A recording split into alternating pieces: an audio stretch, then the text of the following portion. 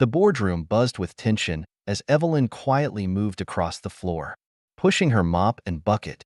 Her movements were methodical, slow, deliberate, but her mind was racing. She observed every conversation, noted every facial expression, and memorized the power dynamics in the room. She wasn't just any janitor. She was the woman who owned the building they stood in, the owner of the corporation they worked for. She was the silent observer who had decided to temporarily bury her title as CEO to uncover what was truly going wrong in her new acquisition. From a corner, she watched the men in their suits, many of whom were completely unaware of her presence. They were busy discussing strategies to cut costs, debating which departments to lay off, and how best to position their inevitable decline as an unfortunate but necessary restructuring. None of them knew that their fates were being observed by the one person who truly had the power to make the final decision.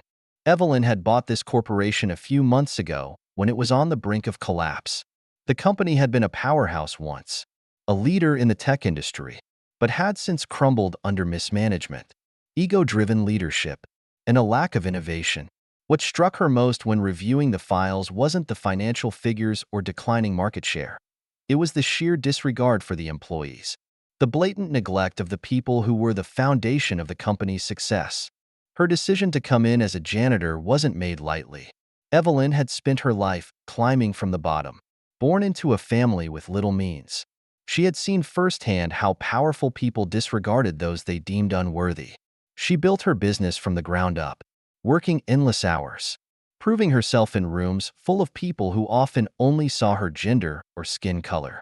The lessons she learned in humility and perseverance were the very ones that brought her to this moment. It had been 2 weeks since she'd taken up the mop and bucket. Every day, she was exposed to the same ugly truths: casual racism, snide remarks, and dismissive attitudes. As soon as she stepped into the role of a janitor, she became invisible to the very people whose jobs she controlled. Evelyn knew the importance of understanding the real problems within her company, not just from spreadsheets or executive reports, but from the workers themselves. She bent down, wiping a spot of coffee from the floor, as the room's voices grew louder. "We can't keep paying for the benefits packages at this rate," said one of the senior executives, a tall man with a cold expression. His voice dripped with arrogance. "If we cut 20% of the lower-level staff, we could save enough to keep the board satisfied for another quarter." Several people nodded in agreement, their eyes fixed on the charts displayed on the wall. Evelyn's heart tightened. She had seen this strategy play out too many times before. Layoffs that hurt the most vulnerable, cuts that left the workforce depleted and disheartened. The company was being stripped from the inside out with no thought to the long-term impact of these decisions. One of the men, Jonathan Haynes, a mid-level manager with ambitions far exceeding his abilities, turned to glance at Evelyn briefly before rolling his eyes. "These janitors," he muttered under his breath, barely audible to the others. "We could cut them too. I mean, they're barely necessary. I don't know why we even need so many of them." The comment stung, but Evelyn kept her face neutral, continuing to wipe down a nearby table. She'd endured worse in her life, but it still amazed her how easy it was for some people to dehumanize others when they thought no one of importance was listening. Evelyn wasn't here to react to petty insults. She had a mission. She needed to understand the rot in this company, and each day of pretending to be at the bottom of the ladder showed her how deeply it ran. In the break room later that day, Evelyn sat alone at one of the small round tables, sipping coffee from a chipped mug. Around her, other employees gossiped, unaware of her presence, treating her like part of the furniture. One of the women, Andrea, an administrative assistant, leaned against the counter, laughing with her coworkers. "Did you hear about that new janitor?" she asked, her voice loud enough to ensure Evelyn could hear.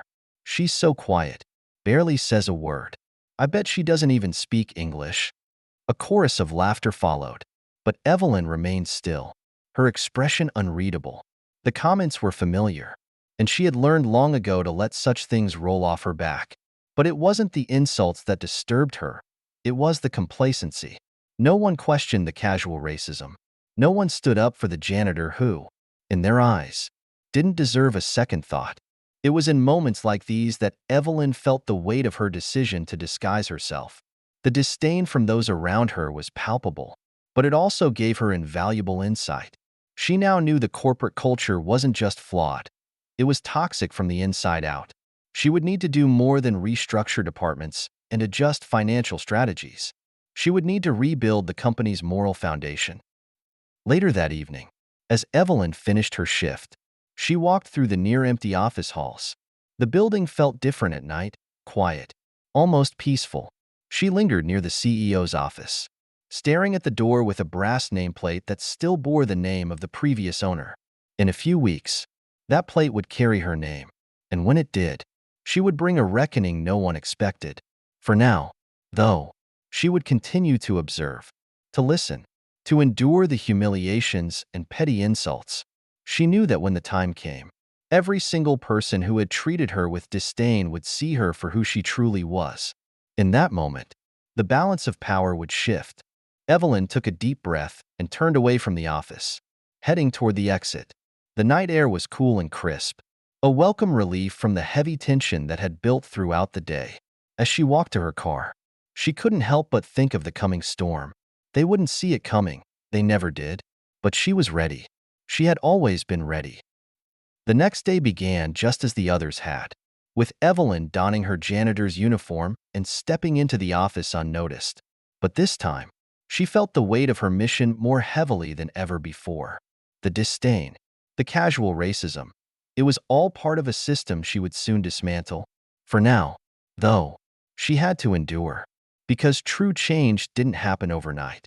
It required patience, and Evelyn had learned the art of patience long ago. As she pushed her mop down the hall, she knew that soon, the same people who dismissed her would be begging for her attention.